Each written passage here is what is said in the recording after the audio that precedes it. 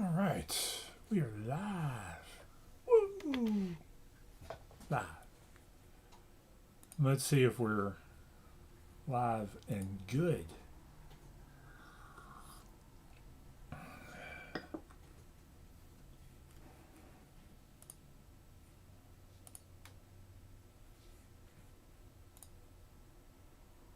Are we live and good? Are we live and good?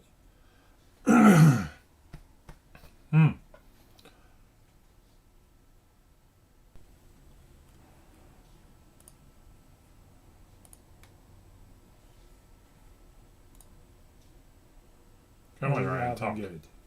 Yes. Good? We are live. Okay. That's clear, that's clear. All right. Let's get to recording.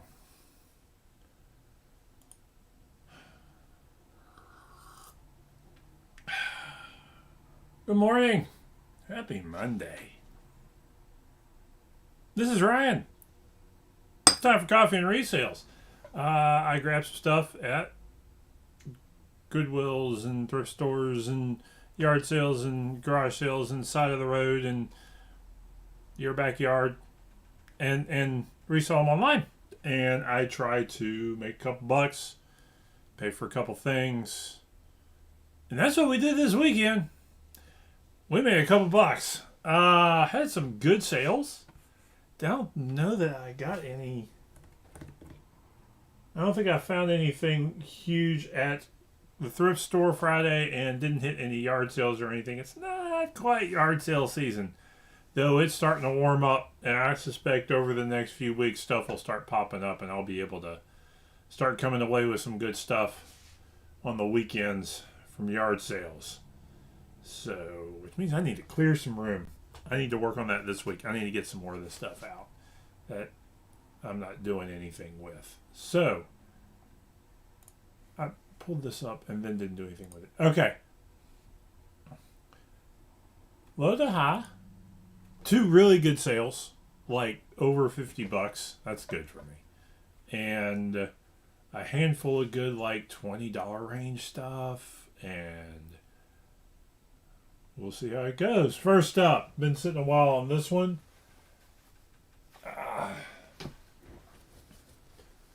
Fortnite t-shirt size medium t-shirt. This went for $8. Yeah, $8. Sitting on a little too long. This is why I'm getting out of a lot of clothing. Graphic tees don't do as well, I think, as I wish they would. And so, in pop culture stuff, sometimes some band shirts do.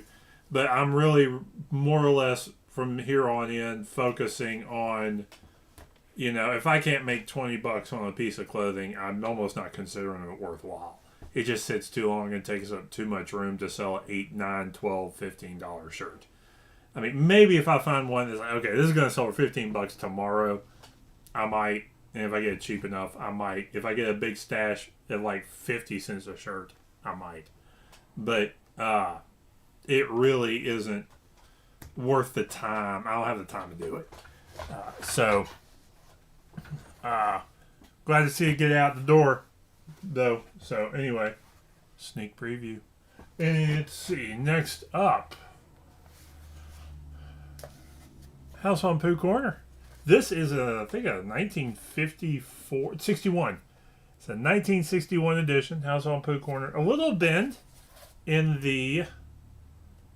but the guy paid $15 for it. I took a picture. I described it. Still wanted it. Still is good binding. Still a pretty little book. Looked great on a shelf. Or had, fill a hole in the collection. So, $15 on an old version of House on Pooh Corner. Let's see. Old kids books I tend to grab. And they tend to sell. So, there you go. But that's also one you can't grab every single one of them. You have to do your research. But I'll still grab anything pre-World War II for $1 or less without really thinking much about it. Because I'm almost always able to sell those. I'd say within 6 months. at least a year. But you can usually move things pretty quickly. I've actually got a couple things I need to lot them up to see if I can move them. Anyway, next up, sneak preview is $20. The Ultimate Werewolf hardcover with Dust Jacket Byron. This is, I think one of the big takes here. One is werewolves. They're kind of been in since Twilight. But Harlan Ellison has a story in here, and I think his stuff tends to do okay. So, but it's real good condition. It's a popular topic. Short stories. Good, clean book. $20. So, look up the werewolf stuff, particularly if it's older. There's 90% of it the pop stuff isn't out there, but what you really want is to trip up into some Loot Crate stuff, or the the subscription box books. That's where the money is in that type of stuff. There's people who get the subscription box stuff just to flip the books, and the stuff in them because, like a few months down the road, that stuff's real limited run and they make money. That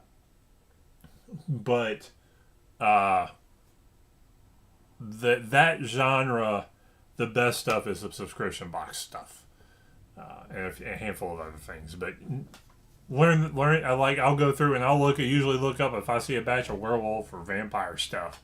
I'll look them up, and occasionally you trip over something.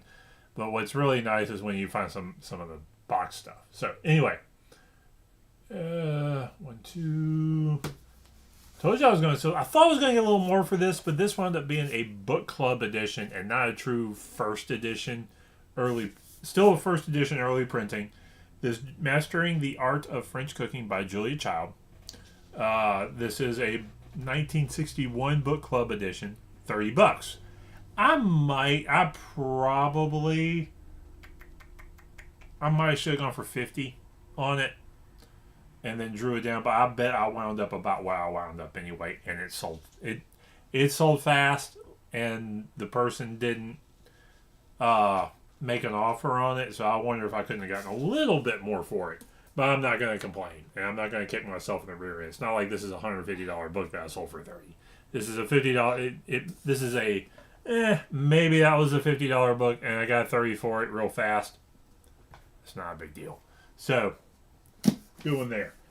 And this.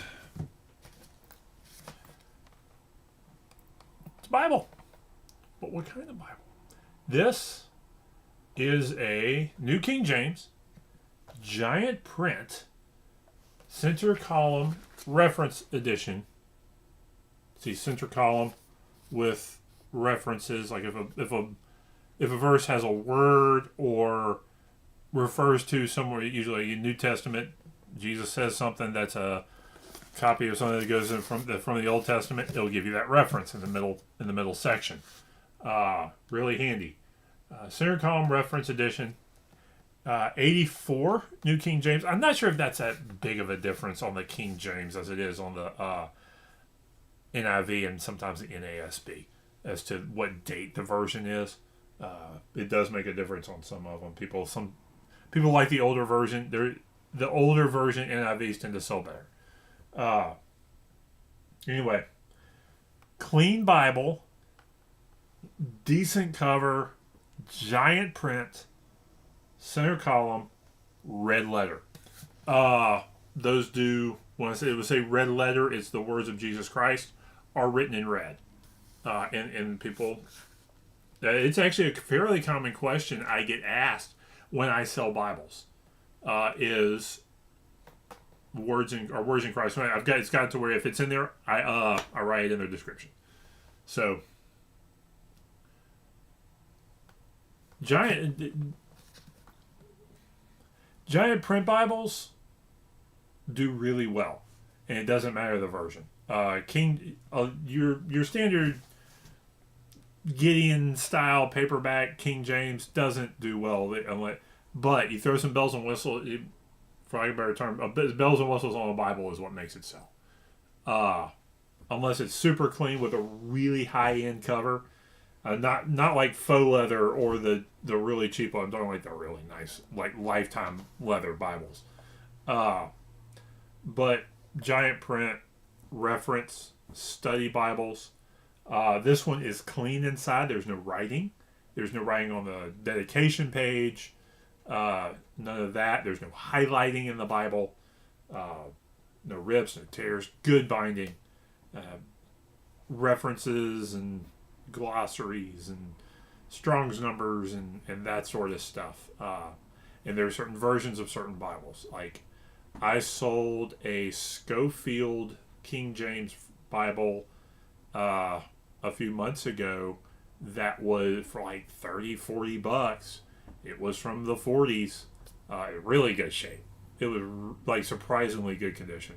But it was a Schofield Bible. It's a guy, if you think rapture and premillennial dispensationalism, if those words made sense to you, that came from Schofield.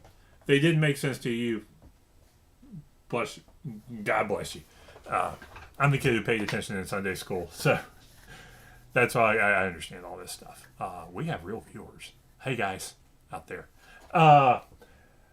Finally, 2 really good sales, and we're going from a Bible to something not the Bible. Kill or Get Killed. This is U.S. Marine Corps FMRF RFP 1280. Kill or Get Killed. This is illegal in England. Can't sell it there. This is like the actual Marine publication. You can find this in different versions later made. This is what Marine got in his bucket. So this is a very rare. I don't know if there's another one out there, but when I first got this was the only one like it on eBay. I actually started it at $200 and was slowly drawing it down over time, and it got a little interest here and there. I sold it for $80, so not complaining because I picked it up for $1 or something like that. So anyway, really nice find out there. These, if I get these sort of manual, military issue manuals with the, the code things and all, the official publications for $1 or $2 or less, I grab them every time. So I've sold several on eBay. 2, there's guys like collecting them or getting them back or something along those lines. So I've had pretty good success also selling them at flea markets for like $3 or $4. So love to come across like a box full of them for $1 a piece or something like that. So anyway, finally, the hat. This is a Rudiger. What we got? Wide brim fedora, medium. There's actually a hat band size to it that I don't remember right off, but Rudiger publishes what size they mean by medium. It's too small for my big old head. Otherwise, I probably would have kept it. This is felt. Let's see, brown hat, $60. Picked it up probably for $3 or $5 at Goodwill, and looked it up, saw that a lot of comps were over 50. So they were out there. I think I started at 80 and drew it down. I've had this 2 months, 3 months, slowly drawing it down over time. So big hope is I've got the right size box for it. That's going to be that might be a little tricky. Is making sure I got a good size box for it, because it's a little more awkward than you think, particularly if you don't have the right box. So, but I think I'll be fine. I think that box right there might work. So, any dang way, that's what we got. Like I said, no finds today. I need to get some Facebook listings going out there as well, and get some of that going. See if I can't sell something to somebody locally. take a picture of a big box of books. Say, hey, who wants one of these for $2 a piece? So, and see if I can get a hit that way. So other than that, we're good to go. So y'all have a good day out there. Like, comment, subscribe, and let's see if we don't make it going good this week.